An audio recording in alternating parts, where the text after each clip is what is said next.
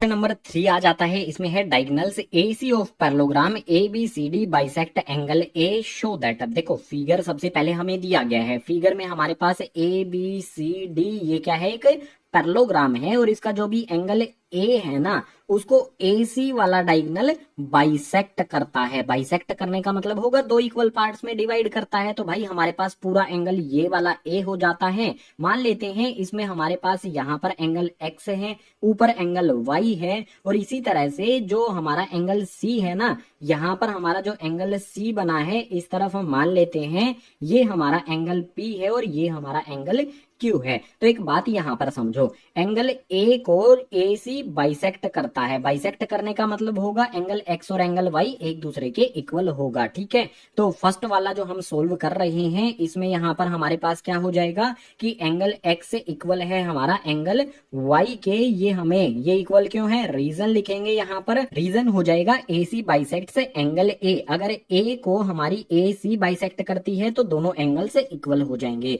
अब second point हमें समझना है। यहां पर देखो जो हमारी ये पैरेलल लाइंस हो गई, ठीक है, पैरेललोग्राम के अपोजिट साइड से पैरेलल होती है, ये ट्रांसवर्सल लाइन हो गई। ट्रांसवर्सल लाइन के इधर हमारा क्यू एंगल बनता है, इधर हमारा एक्स एंगल बनता है। तो मैं इस तरह से लिख सकता हूं एंगल एक्स इक्वल हो जाएगा हमारा एंगल क्यू के। बिल्कुल इसी तरह से ये हमारी क्या है भाई पैरेलल लाइन से ये हो गई हमारी ट्रांसवर्सल लाइन। तो जो हमारा इधर पी एंगल बनता है और एंगल वाई बनता है ये भी एक दूसरे के इक्वल हो जाएंगे। रीजन मैं आपको बताऊंगा, एंगल वाई और एंगल पी ये भी एक दूसरे के इक्वल हो गए। दोनों का रीजन आप समझो, जो हमारा यहाँ पर एंगल एक्स है और एंगल पी है ये क्या हो गई अल्टरनेट एंगल्स है। इसी तरह से पी और वाई जो हैं ये भी हमारे अल्टरनेट एंगल्स हो गए। दोनों का रीजन यहाँ पर लिख दिया जाएगा अल्टरनेट एंगल्स है। ठीक है, यहाँ पर हमारे पास तीन चीजें हो गई हैं भाई। फर्स्ट इक्वेशन सबसे पहले वाली, उसके बाद ये हो गई हमारी सेकंड इक्वेशन और ये हो गई हमारी यहाँ पर थर्ड इक्वेशन। तीन इक्वेशन जो हमने बनाई हैं,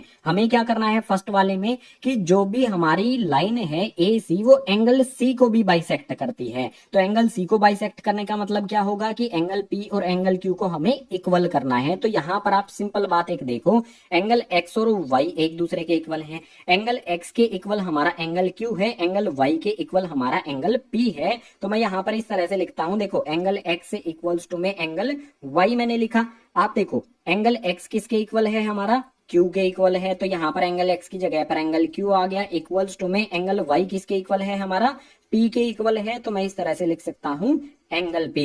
अगर हमारे पास एंगल क्यू और एंगल पी ये दोनों एंगल से एक दूसरे के इक्वल आ गए हैं तो इससे सीधा सा कंक्लूजन ये निकाला जा सकता है कि ए सी एंगल सी को भी बाइसेक्ट करती है। उसके लिए एक लाइन यहाँ पर लिख देंगे, देयरफॉर ए सी ऑल्सो बाइसेक्ट्स एंगल सी। दोनों एंगल्स एक दूसरे के इक्वल हैं तो ए सी हमारी एंगल सी को भी बाइसेक्ट करती है। इसके बाद सेकंड वाला पार्ट भी है इसी क्वेश्चन का। इसमें है A B C D is a rhombus. ये हमें शो करना है कि जो भी हमारा ये फिगर बना है ये एक रोम्बस है। आप एक बात यहाँ पर देखो, हमारे पास क्या दिया गया है, जो भी मेरा y और q है ये क्या है, मतलब y और p इक्वल दिए गए हैं। ठीक है, तो हमें थोड़ा सा इसमें डिटेल में जाना होगा।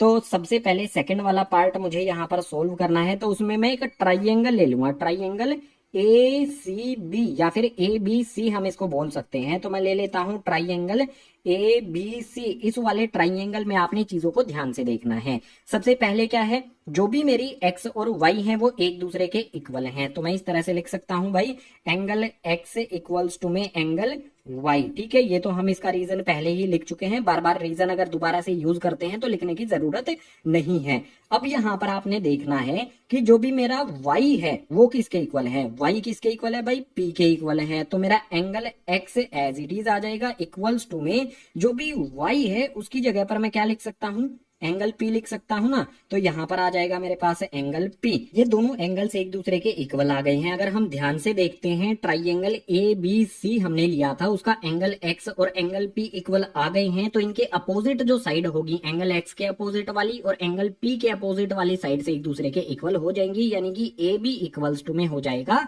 B C. इस तरह से मैं लिख सकता हूं ए बी इक्वल हो जाएगा यहाँ पर मेरा बी सी के। और आपको रीजन पता होना चाहिए, रीजन यहाँ पर क्या लिखा जाएगा? फटाफट से आपके लिए यहाँ पर मैं रीजन लिख देता हूं। रीजन यहाँ पर आ जाएगा, side opposite to equal angles are equal. जो भी हमारे ट्राइंगल में इक्वल एंगल्स के अपोजिट में साइड्स होती हैं वो एक दूसरे के इक्वल होती हैं। हमने इसको सीखा था कौन से में भाई? चैप्टर नंबर 7 में। तो यहाँ पर हमारी देखो ए बी साइड जो है और डी सी साइड है, पैरेललोग्राम की अपोजिट साइड इक्वल होती हैं। ये दोनों साइड तो पहले से एक दूसरे के इक्वल हैं। अब ए बी और बी सी भी इक्वल हो गई हैं, तो बी सी पे भी इस तरह से डबल मार्क कर दूंगा। पैरेललोग्राम की जो अपोजिट साइड होगी ये वाली भी क्या हो जाएगी? डबल मार्क लग जाएगा। यानी कि मैं कह सकता हूं पैरेललोग्राम जो है हमारा उसकी सभी साइड इक्वल हो गई, और ऐसा पैरेललोग्राम जिसकी सभी साइड इक्वल हो जाए उसको हम कहते हैं रोम्बस। तो यहाँ पर एक पॉइंट हमें लिख देना है लास्ट में, all sides of parallelogram are equal, therefore ABCD is a rhombus. सभी की सभी साइड्स पर डबल मार्क आ गया है, इट मींस ये हो जाता है हमारा रोम्बस। सेकंड वाला पार्ट भी हमने कर लिया है सोल्व। क्वेश्चन नंबर 3 कंप्लीट हुआ।